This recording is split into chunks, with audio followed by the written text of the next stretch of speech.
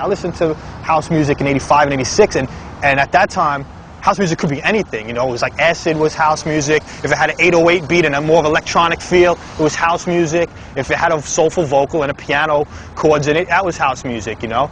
And I liked that. I liked where I could jump around a little bit and go work with my moods, you know. I had many moods. I was happy one day, some days I was depressed. You know, by the time I was like 19 and well into making records, all that really didn't interest me. I still was like 19 and being rebellious. I didn't want to do music that was popular. I wanted to do music that was cool, underground, and, you know, represented me and, you know, the youth or whatever, you know. But I still thought I was making house music. I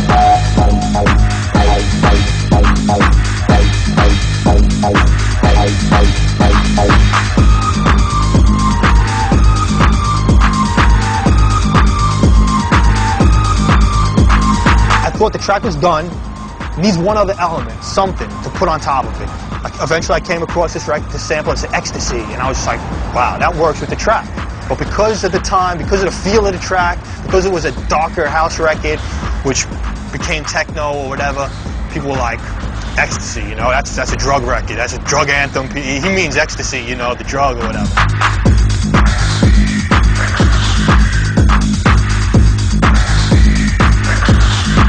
I don't think anybody expected for Joey to come out the way he did. And Energy Flash was some other shit. You know, it was really some other shit.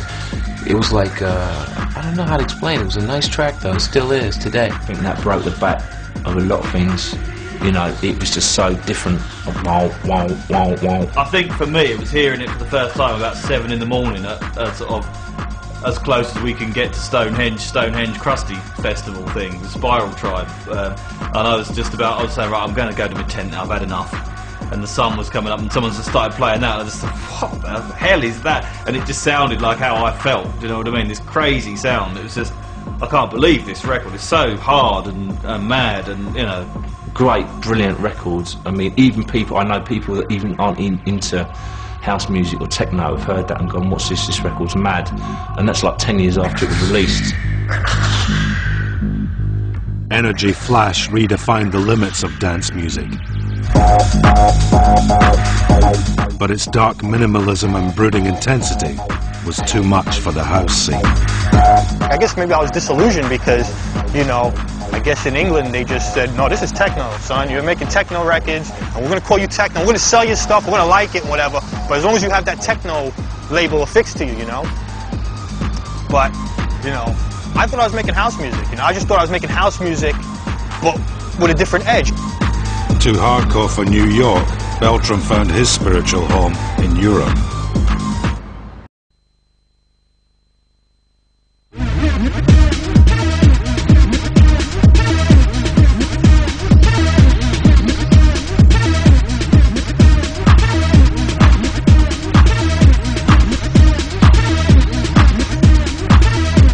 Clubs like Rage in London, house was getting harder, darker.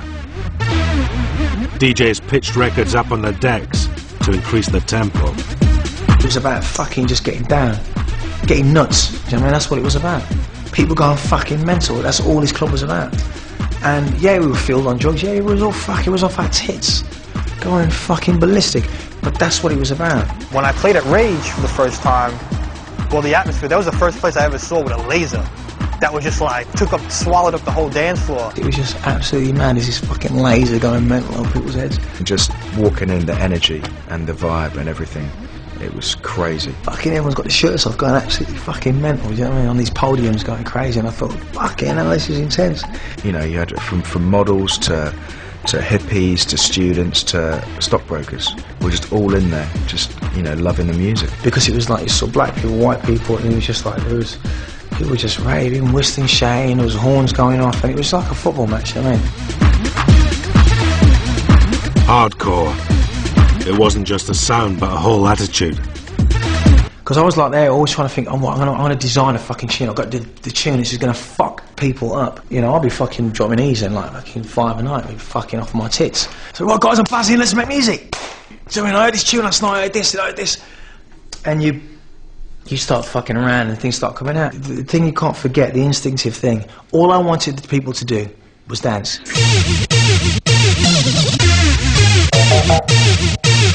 I EQ Terminator on about 5 E's and I was standing on the fucking desk on the roof.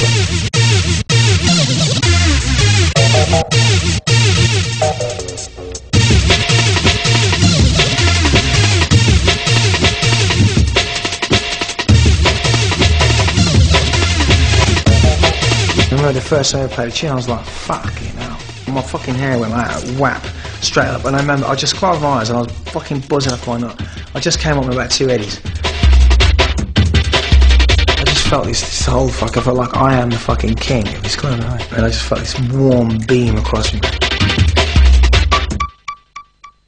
You're talking about things I haven't done yet.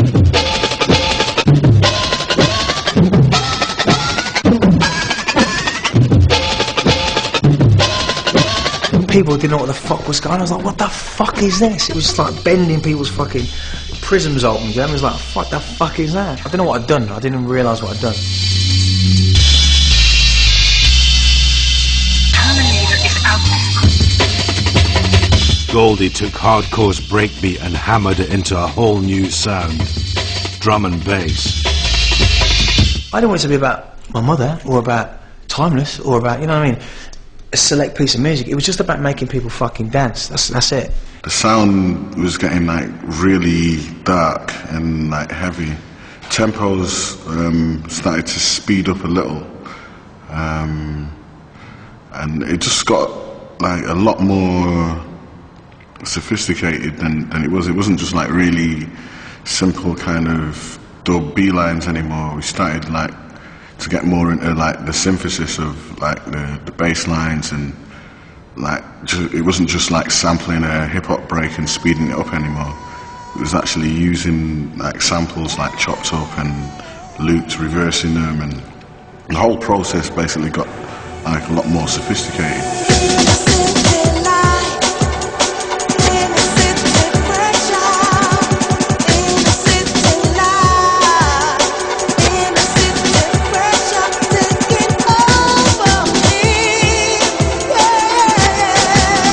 I remember seeing Derek, man. I met him previously before that, and he said, that's the guy that did Strings of Life. Oh, fuck.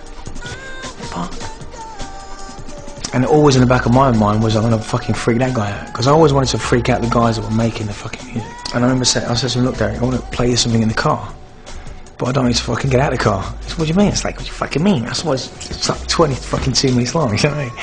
So he's like, what? I'm like, it's 22 minutes long. He's like, alright, so, but you can't speak though, I just want to play this again. So I sat him in the car and I just fucking pressed play, and I thought, fucking see you later.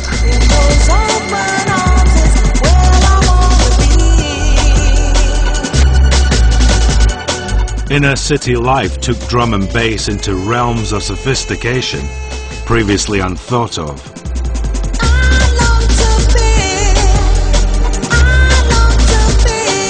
He came into my office. He sat down in front of me and said, what do you want?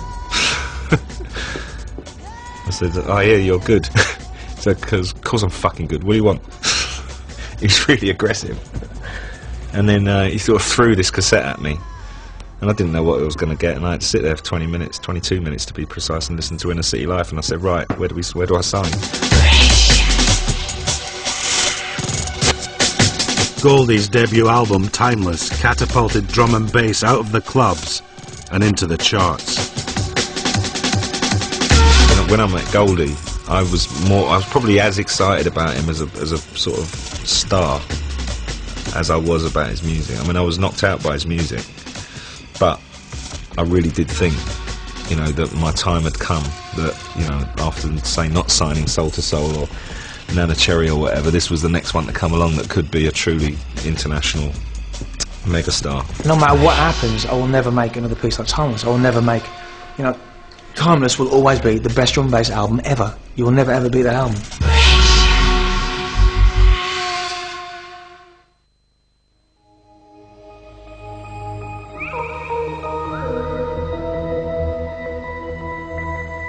The government, meanwhile, had been drafting legislation aimed at controlling rave culture.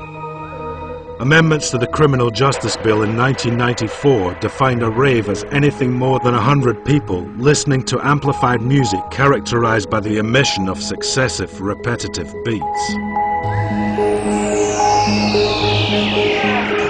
Not since Oliver Cromwell's Sunday observance laws had Parliament tried to stop people dancing. For the first time, I think people felt like, yeah, this is our land, this is our country, and we want to party, and why not? And who's to say that we shouldn't do that?